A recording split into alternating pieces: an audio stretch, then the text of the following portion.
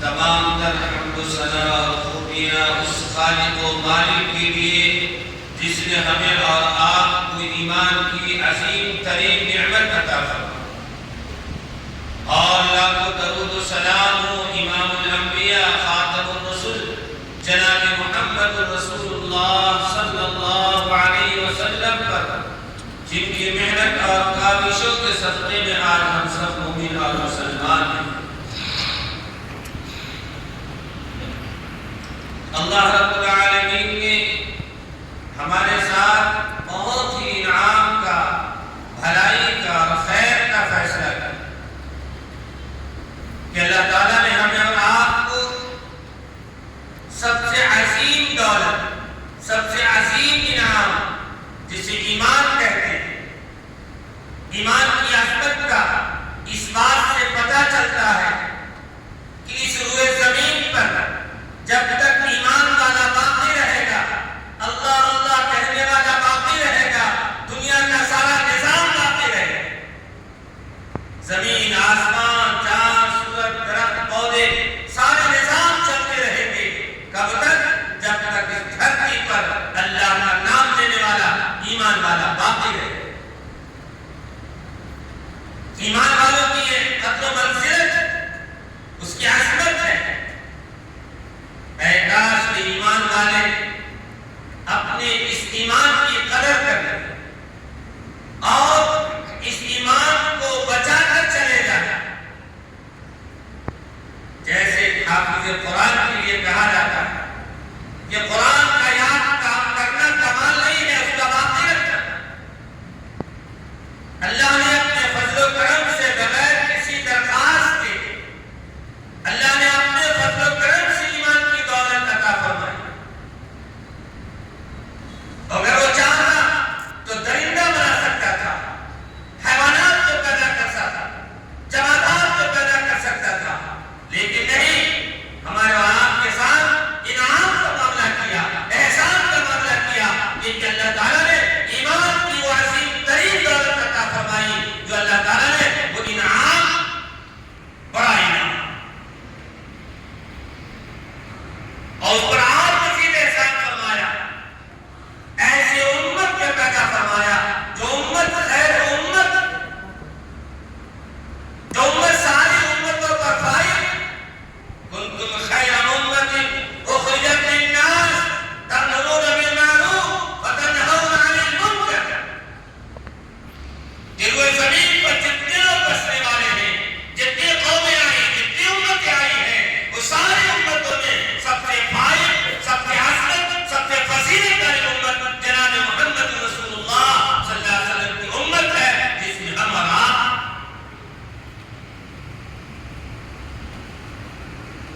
اتنا بڑا اعجاز اور اکرام اللہ نے عطا کیا۔ اللہ کے نبی جناب رسول اللہ صلی اللہ علیہ وسلم ارشاد فرماتے ہیں کہ کچھ انعامات مخصوص، کچھ انعامات اللہ کی طرف سے ایسے مخصوص ہیں جو اللہ تعالیٰ نے میری امت کو عطا فرمایا، کسی اور امت کو وہ انعام نہیں دیا، وہ انعامات ہماری امت کو دیا۔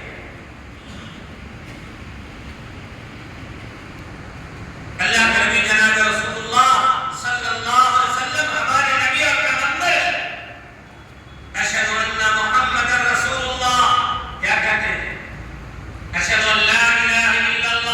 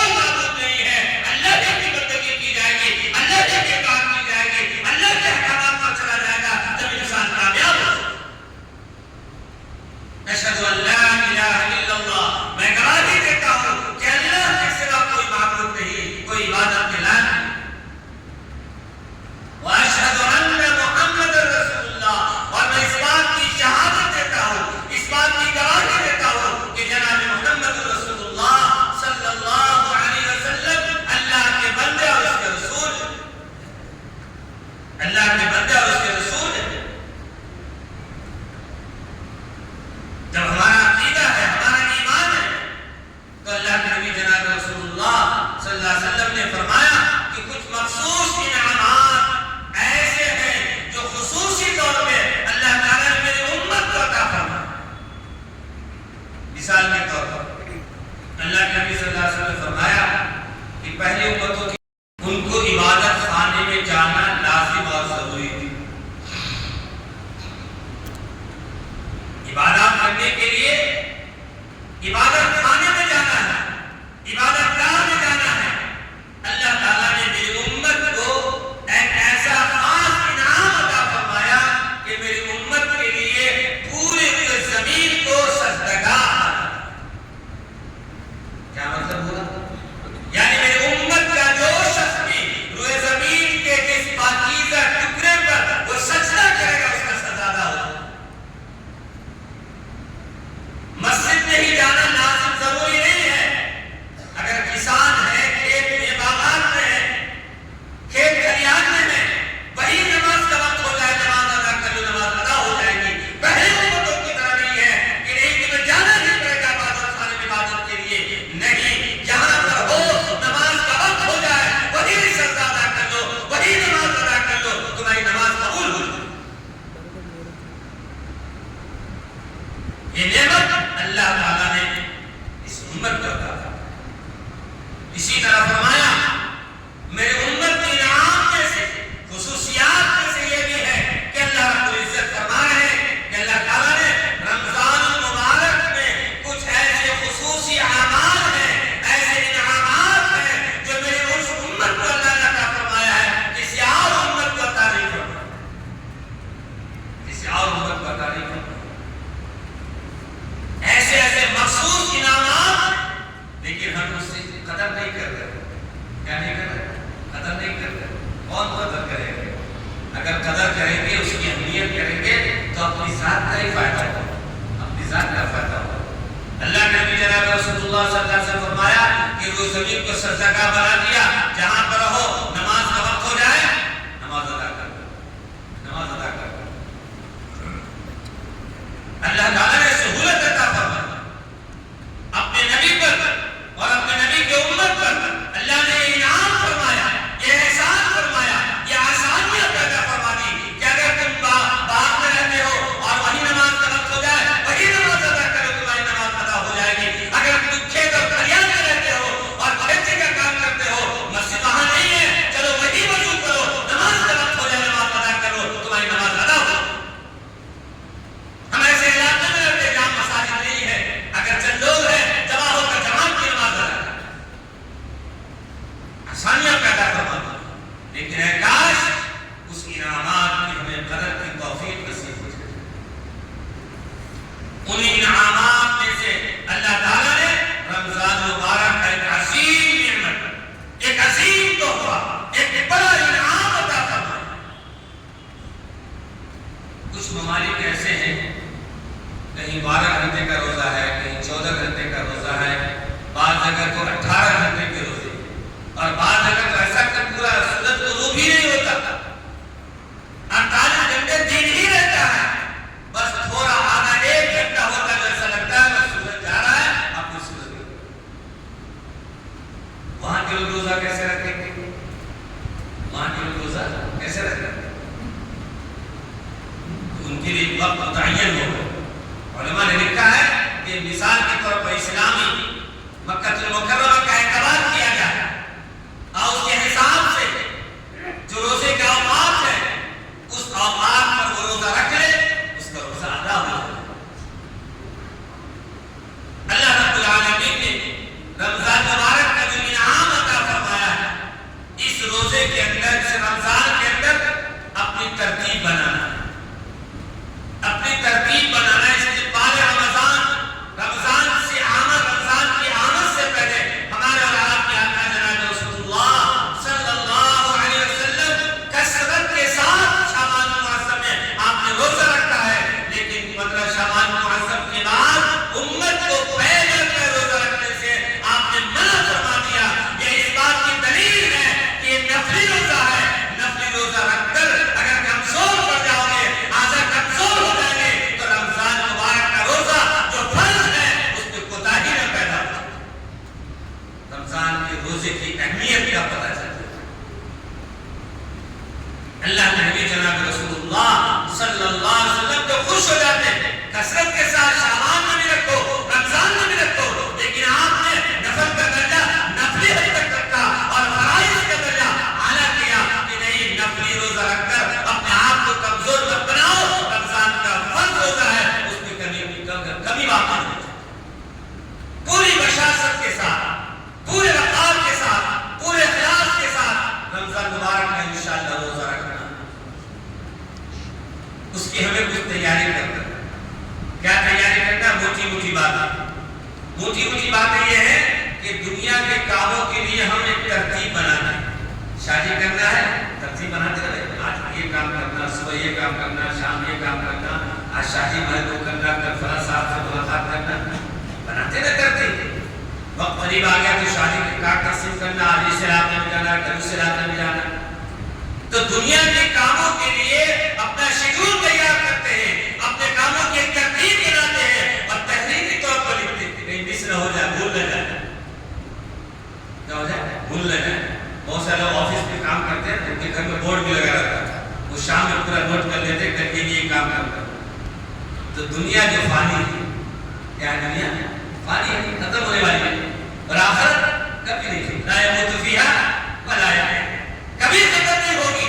تو آپ بتائیں، جہاں ہمیشہ رہنا ہے، جہاں ہمیشہ کا ہمارا ٹھکانا ہے، وہاں کے لیے ہم کوئی پروگرام نہیں بناتے، کوئی ترتیب نہیں بناتے ہیں۔ اور دنیا میں اللہ کے نبی نے فرمایا 60 سے 70 سال کے درمیان ہماری امت کی عمریں ہوں گی، اس 60 اور 70 سال کے لیے نہ جانے ہم دنیا کی چھان مارنا۔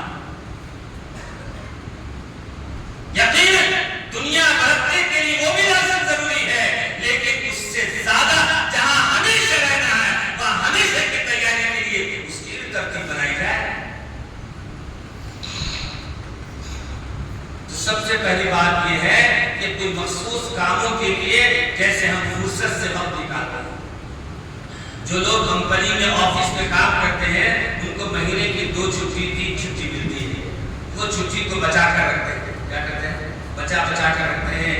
بھانجے کی شادی، بھتیجے کی شادی، بیٹے کی شادی، بہن کی شادی یا ٹور پر جانا ہے تو پورا یکساں جو ایک بار 10-20 دن کی 1 مہینے کی چھٹی لے لے۔ کیا عقل مندی ہے! احکاش کی عقل مندی اپنے آخرت کے لیے سوچ لیتے ہیں کہ چھٹی ہمیں بچا کر رکھنا ہے، رمضان المبارک میں کام کاج کم کرنا ہے اور بشاشت کے ساتھ رمضان میں روزہ رکھنا ہے، نماز پابندی سے پڑھنا ہے، نماز بھی پڑھنا ہے، تلاوت کرنا ہے، تراویح پڑھنا ہے، قیام لیل کرنا ہے۔ ان ترتیبوں کے لیے اپنی چھٹیوں کو بچا کر رکھنا، تب تو عقل مندی سمجھی جائے گی۔ بس دنیا کے لیے اپنی عقل لگا لیا اور اللہ نے عقل و شعور دیا ہے تو اپنی آخرت کی تیاری کے لیے بھی بنایا جاتا ہے۔ جب کہ رمضان المبارک میں اللہ کے نبی جناب رسول اللہ صلی اللہ علیہ وسلم فرما رہے ہیں، رمضان میں جو شخص نفل پڑھے گا اس کو فرض کے برابر ثواب دیا جائے گا۔ نفل کا ثواب فرض کے برابر۔ اللہ، ایک فرض ہماری چھوٹ گئی تو ہزاروں سجدے کر لے اتنا ثواب نہیں ملنے والا ہے۔ اللہ کے نبی کیا فرما رہے ہیں؟ رمضان المبارک میں نفل کا ثواب فرض کے برابر۔ اور فرائض میں کتنی کوتاہی ہوتی ہے ہماری، فجر میں سو رہ گئے، اب آنکھ کھلی دیر سے، فجر تو چھوٹ گئی، اب اگر پابند نماز ہے تو وہ تو قضا کرے گا انشاءاللہ۔ لیکن عموماً ایسا ہوتا ہے کہ لوگ قضا نہیں کرتے، چلی گئی کیا اثر ہے؟ کبھی مغرب کے وقت گزر رہے، اذان اللہ علیہ وسلم کی آواز سن کے چلو نماز پڑھ لیتے ہیں، کبھی فجر میں آنکھ کھل گئی تو فجر پڑھ لیا، یہ تو ہماری نماز کی عادت ہے۔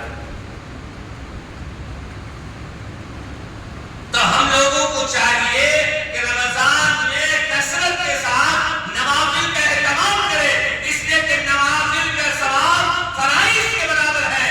اللہ رب العالمین قیامت کے اندر جب ہمارے اعمال کو ترازو پر ڈالیں گے اور اللہ اٹھ جائے گا تو اللہ رب الجلال فرمائیں گے دیکھو اس کے بعد کچھ نوافل کا اکٹھا کچھ اعمال ہے۔ اس لیے نوافل بھی اس کو اہمیت کے ساتھ پڑھا جائے۔ یہ دین ہے، یہ احسان ہے اللہ کا جو ہمیں عطا فرمایا ہے۔ اللہ تعالیٰ ہمیں قدر کی توفیق نصیب فرمائے۔ ہمارے اکابر صلحاء میں دیکھیں کہ فرائض، واجبات، نوافل